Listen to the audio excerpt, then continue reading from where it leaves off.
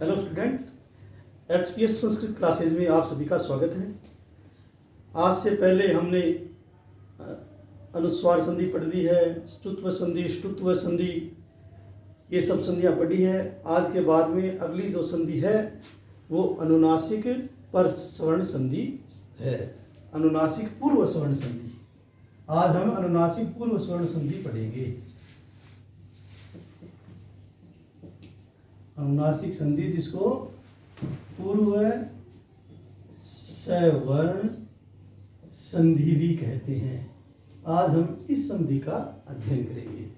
जो पीछे की जो क्लासेज आपको बताई गई है उन क्लासेज में आपको जो भी कोई डाउट्स है वो मैंने मेरे नंबर लिखाए हैं यहाँ क्लास में, तो वो मेरे व्हाट्सएप नंबर है। उस व्हाट्सएप नंबर पर आप अपने डाउट्स है वो क्लियर कर सकते हैं। मेरे नंबरों पर किसी को भी कोई दिक्कत है वो मेरे से व्हाट्सएप पर कॉल करके उनसे पूछ सकता है, मैं बता सकता हूँ। जिसको कोई डाउट है या जिस कोई टॉपिक पढ़ना चाहता है कि ये टॉपिक मैं पढ़ना चाहता हूँ तो मैं वही टॉपिक अगली क्लास में आपको पढ़ा दूंगा। चलो, आज है अनुनासिक पूर्व स्वर्ण संधि। जैसा कि मैंने पहले बताया कि हम लघु सिद्धांत कौमुदी के सूत्रों के आधार पर ही अपनी क्लासें चला रहे हैं। तो जो लघु सिद्धांत कौमुदी के जो सूत्र हैं उन सूत्रों को हम अच्छी तरह अगर पढ़ लेते हैं तो हमारी संधि है उसका कॉन्सेप्ट क्लियर हो जाता है। तो इसलिए जो सूत्र है उन सूत्रों को हमें अच्छी तरह पढ़ना चाहिए। जो भी सूत्र बताया गया है उन सूत्रों को हम अच्छी तरह पढ़ेंगे और उनको अलग अलग तोड़ के अगर संधि बनाएंगे तब हमें अच्छी तरह संधि आ जाएगी। तो इसका जो पहला सूत्र है वो है यरो अनुनासिके अनुनासिको वाह। बताया आपको सूत्र जो बताया गया था कि यरो अनुनासिके अनुनासिको वाह, यानी यरह पदांतस्य अनुनासिके परे अनुनासिको वास्यात्। ये इस सूत्र की संस्कृत में वृत्ति है, यानी संस्कृत में इसकी अर्थ या व्याख्या कह सकते हैं हम इसको। यरो अनुनासिके अनुनासिको वा, यानी यरह पदांतस्य अनुनासिके परे अनुनासिको वास्यात्, ये इसकी वृत्ति या इसका संस्कृत में अर्थ है। संस्कृत में अर्थ है ये। और इसको हम इस तरह अच्छी तरह समझ सकते हैं कि पदांत जो पद के अंत में कोई यर वर्ण है और उसके बाद में अनुनापरे, उसके बाद में वर्ग का पंचम यानी अनुनासिक कोई व्यंजन आया, तो यहां इस यर की जगह यर प्रत्याहार में जिस वर्ग का वर्ण आया है उसी वर्ग का पंचम वर्ण हो जाता है विकल्प से। विकल्प से ये बताया गया है। ये इस चीज को हमें ध्यान रखना है कि यरह पदांतस्य अनुनासिके परे अनुनासिको वास्यात्, यानी पदांत यर वर्ण के बाद में कोई अनुनासिक व्यंजन आ जाता है, यानी वर्ग का पंचम वर्ण है। यमगण नानाम नासिका च, जो 5 वर्ण है यम एंग न, ये वर्ण अगर किसी यर वर्ण के बाद में आ जाते हैं तो उन यर वर्णों में जिस वर्ग का यर वर्ण है, वर्ग जैसे कै वर्ग, च वर्ग, ट वर्ग, त वर्ग, पै वर्ग, ये 5 वर्ग हैं। इन 5 वर्गों में यर प्रत्याहार में कोई जिस वर्ग का वर्ण आया है उसी वर्ग का पंचम वर्ण हो जाता है विकल्प से। विकल्प का क्या मतलब होता है? कोई कार्य ऑप्शनल, यानी कोई कार्य एक बार होना एक बार न होना, यही विकल्प का मतलब होता है। किसी भी कार्य को एक बार कर देंगे और ये सूत्र एक बार कर देता है और एक बार नहीं करता, विकल्प से करता है। ये एक बार वो पुरानी स्थिति रहती है वरना ये कर देता है। तो जैसे इसमें जो लघु सिद्धांत कौमुदी में उदाहरण दे रखा है, एतद प्लस मुरारी, एतद प्लस मुरारी, ये सूत्र क्या कहता है? यर वर्ण होना चाहिए पदांत पद के अंत में यर। और यर वर्ण होते कौन से हैं? यर वर्ण, यर वर्ण में यानी यर प्रत्याहार। इसका क्या मतलब हो गया? यर प्रत्याहार। तो यर प्रत्याहार में कौन कौन से वर्ण होते हैं?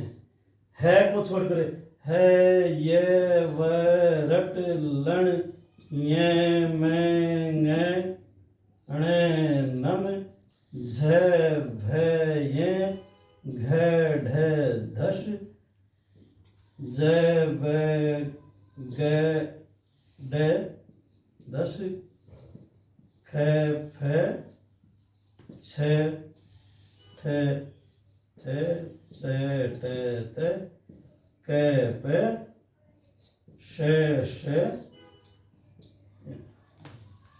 स स ये रे है, यंत्र भी आ गया यहाँ पर। तो इसको प्रत्याहार में लिखा नहीं जाता। तो ये व रे यम यम गणदम झबय घड़दस जब घड़दस कब चढ़ता है चढ़ता कपय सर। ये प्रत्याहार में ये से लेकर रे तक के वर्ण होते हैं। इन वर्णों में जिस वर्ग का यहाँ वर्ण आया है, तो द किस वर्ग का वर्ण होता है? तय वर्ग का। तो ये द है वो यहाँ आया है कि नहीं? ये द देखो यहाँ जब गड़दस ये द आया है, इस कारण ये प्रत्याहार का वर्ण हो गया इसलिए। और इसके बाद में अनुनासिक व्यंजन आ गया, वर्ग का पंचम वर्ण आ गया। पंचम वर्ण आने के कारण यहाँ पर उसी वर्ग का, ये किस वर्ग का आ गया? तय वर्ग का। तय वर्ग का आने के कारण तय वर्ग का पंचम वर्ण क्या होता है? तय थ द ध न। तो इस द की जगह न हो जाता है विकल्प से। न होने पर एतन मुरारी, ये बन गया एतन मुरारी। जब इसने इस सूत्र ने काम किया कि ये विकल्प से पंचम वर्ण बना देता है, और जब विकल्प से ये द का न नहीं हुआ, तब वही की वही जो पुरानी वाली स्थिति है वो रह जाती है। एतद प्लस एतद मुरारी बंद कर दे। अच्छा अब चलो बोलिए। अब देखो एतद मुरारी, यहाँ द है, ये प्रत्याहार का वर्ण आ गया, और उसके बाद में अनुनासिक व्यंजन आ गया, मैं आ गया। तो ये यरो अनुनासिक अनुनासिक हुआ। सूत्र क्या कहता है? ये पद के अंत में यर वर्ण हो और उसके बाद में अनुनासिक व्यंजन हो, तो विकल्प से इस द का उसी वर्ग का पंचम वर्ण हो जाता है। तो इस द का तय वर्ग का होने के कारण द तय थ द न हो गया, तो एतन मुरारी बन गया। और उसके बाद में ये विकल्प से यहाँ अगर नहीं काम हुआ, तो यहाँ एतद मुरारी ये बन गया, ये वही का वही रहा। तो ये सूत्र तो ये कहता है कि ये प्रत्याहार के बाद में कोई अनुनासिक व्यंजन आ जाता है, ऐसी स्थिति में जिस वर्ग का यह वर्ण हो उसी वर्ग का पंचम वर्ण हो जाता है। अब तो मिटाना पड़ेगा। अब जो हमने एतद मुरारी और एतन मुरारी पढ़ा है, उसके आगे इस संधि में एक अपवाद के रूप में वार्तिक और बताया गया है। जो वार्तिककार व रुचि का तयन बोलते हैं जिसको, उन्होंने वार्तिक के माध्यम से बताया गया है कि जैसे आपने बताया गया संस्कृत दो प्रकार की है, एक तो लौकिक संस्कृत होती है और एक वैदिक संस्कृत। वेदों को जिस भाषा में, जिस संस्कृत भाषा में लिखा गया है वो वैदिक संस्कृत कहलाती है, और जो लौकिक संस्कृत में जिस संस्कृत का प्रयोग किया गया है वो लौकिक संस्कृत कहलाती है। हमारे लौकिक संस्कृत का जो प्रथम ग्रंथ है वो आदि काव्य रामायण माना जाता है। तो उन्होंने ये बताया है कि इसमें एक तो प्रत्यय में प्रत्यय, और लौकिक जो संस्कृत भाषा है उनमें जो अनुनासिक व्यंजन बाद में आता है वो हमेशा ही करता है, विकल्प से नहीं करता। प्रत्यय में और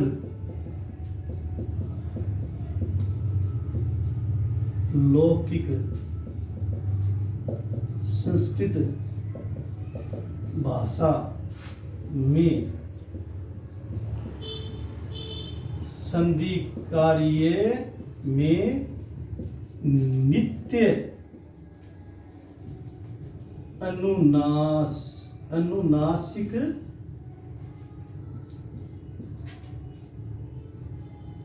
होता है।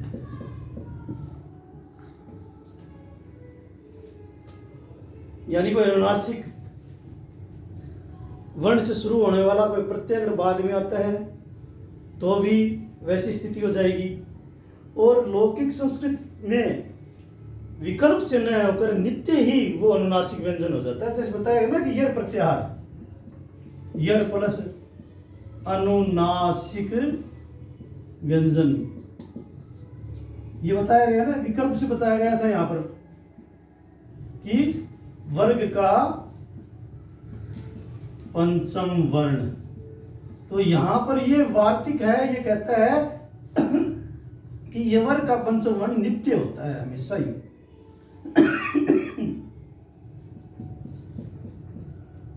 नित्य होता है। जैसे उदाहरण है तन्मात्रा। तो मात्रा है, ये यहां पर मात्रच प्रत्यय है। मात्रच प्रत्यय से ही मात्रा बनाए यहां पर। तो यहां प्रत्यय कौन सा लग गया है? ये अनुनासिक व्यंजन से शुरू होने वाला प्रत्यय लग गया। इस कारण से यहां द की जगह वही वर्ग का पंचम वर्ण, यानी उसी वर्ग का पंचम वर्ण हो जाएगा, द की जगह न हो जाएगा, तन्मात्रा बन जाएगा।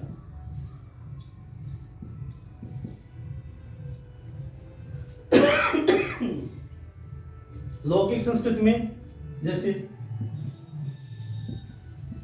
दिक प्लस नाग,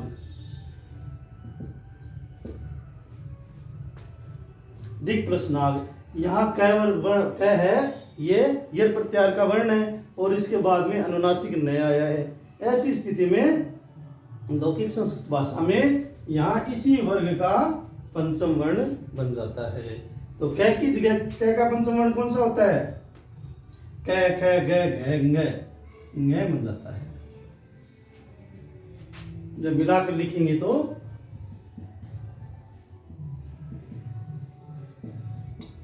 दिन नाग है।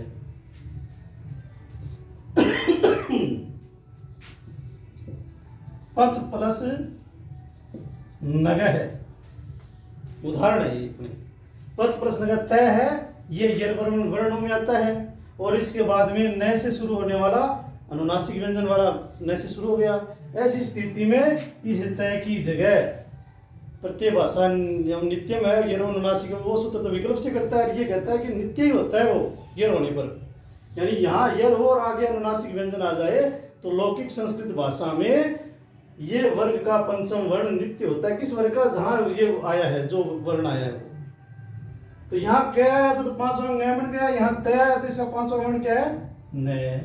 मिलाने पर पन्नग है, ये बन गया।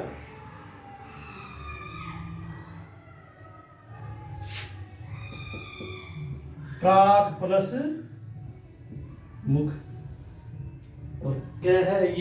ये प्रत्याहार का वर्ण है और उसके बाद में मैं अनुनासिक व्यंजन आ गया। ऐसी स्थिति हुई तो इस क का पंचम वर्ण क्या होगा? ये प्रत्याहार का वर्ण है और इसका पंचम वर्ण क्या क्या क्या गंग है, ये होता है। मिलाने पर मुख, पूर्व की ओर मुख।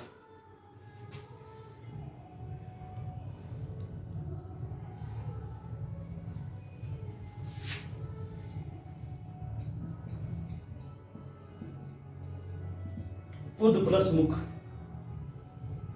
जो उद प्लस मुख, तो द की ये पदांत से अनुनासिक के परे, ये सूत्र वो तो विकल्प से करता है और प्रत्यय भाषा में नित्यम जो वार्तिक है वो कहता है नित्य ही।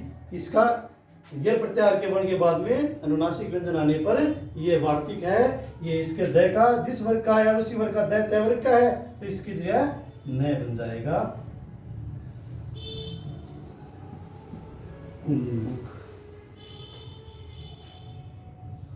तो इस प्रकार आज हम इस अनुनासिक पूर्व स्वर्ण संधि का अध्ययन कर रहे हैं।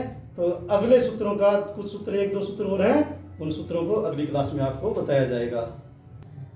धन्यवाद। आज आपको जो ये संधि जो पढ़ाई गई है, मुझे लगता है आपको अच्छी तरह समझ में आई होगी। अगर किसी के भी कोई दिक्कत है, किसी भी स्टूडेंट्स के, तो वो मेरे व्हाट्सएप जो नंबर है वो मैं आज की क्लास में भी दोबारा आपको लिखवा देता हूँ। वो मुझे व्हाट्सएप पर अपनी जो भी प्रॉब्लम है वो लिख कर भेज सकता है और मैं उसका सोल्यूशन करूँगा। जो भी मेरी तरफ से जो भी होगा वो सोल्यूशन करूँगा। और आप, मैं ये देख रहा हूँ कि अभी 10वीं की जो क्लासेज हैं उनके लिए ये बहुत उपयोगी है। जो 10वीं क्लास के जो स्टूडेंट्स हैं वो इसको अच्छी तरह इनका अध्ययन करें और उनके अच्छे मार्क्स प्राप्त करें। बहुत ये मेरे व्हाट्सएप नंबर हैं। जो भी रीट के भी जो स्टूडेंट्स हैं वो कोई भी एग्ज़ाम सेकंड ग्रेड के हैं, रीट के हैं, 10th क्लास के हैं, कोई भी जिसकी भी संस्कृत में ये सब टॉपिक लागू हो रहा है, कोई भी सब्जेक्ट है जो जिसके भी ये लागू हो रहा है टॉपिक, वो ये मेरी क्लासेस देख सकते हैं। और जिसके समझ में कुछ चीज़ें कोई चीज़ डिफ़िकल्ट लग रही है वो मेरे इन नंबरों पर व्हाट्सएप करके मुझसे अपना सोल्यूशन करवा सकते हैं। धन्यवाद।